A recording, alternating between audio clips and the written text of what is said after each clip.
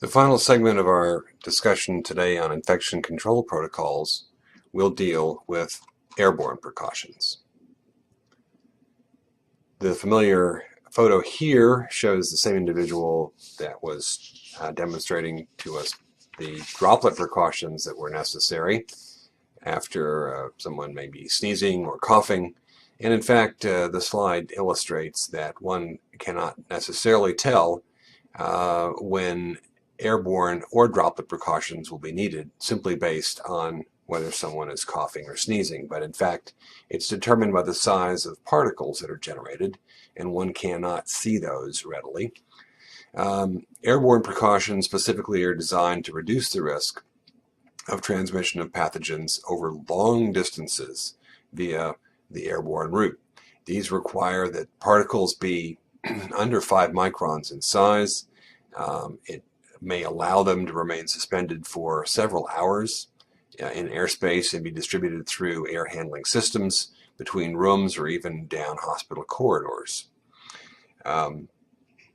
Airborne precautions may deal with particles that are adherent to dust.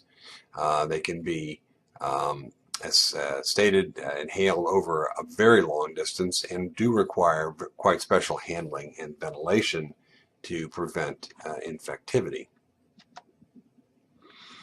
They also necessitate concerns about patient placement. The individuals in airborne precautions should be in negative pressure rooms, meaning the pressure inside the room is lower than that outside the patient room, such that airflow will occur from the hallway into the patient room rather than the reverse. The air exchanges necessary to establish negative pressure are somewhere between 6 and 12 air exchanges per hour.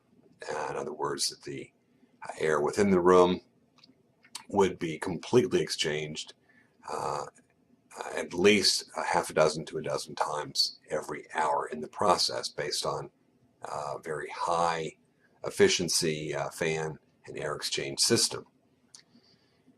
The discharge of that effluent air goes to either an outdoor site or through a specially developed high efficiency particulate air filtration system, or HEPA filter, and of course always requires the use of a private room.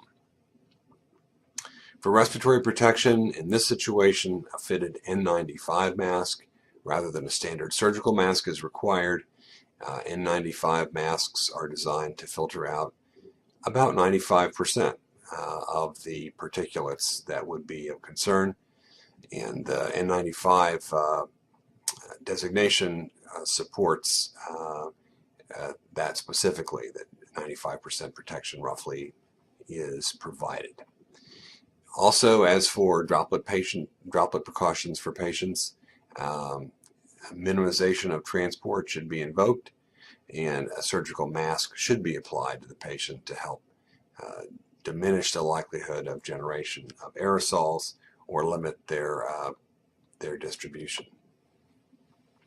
An N95 respirator looks quite a bit different than a standard surgical mask. It has a variety of numbers on the outside: lot number, model number, a NIOSH logo, a filter designation, and generally has a couple of straps to make it firmly adherent to the face, and a nose piece as well to provide a good seal. A whole variety of different pathogens can be transmitted via the airborne route. Examples would include the measles virus, varicella virus, and tuberculosis.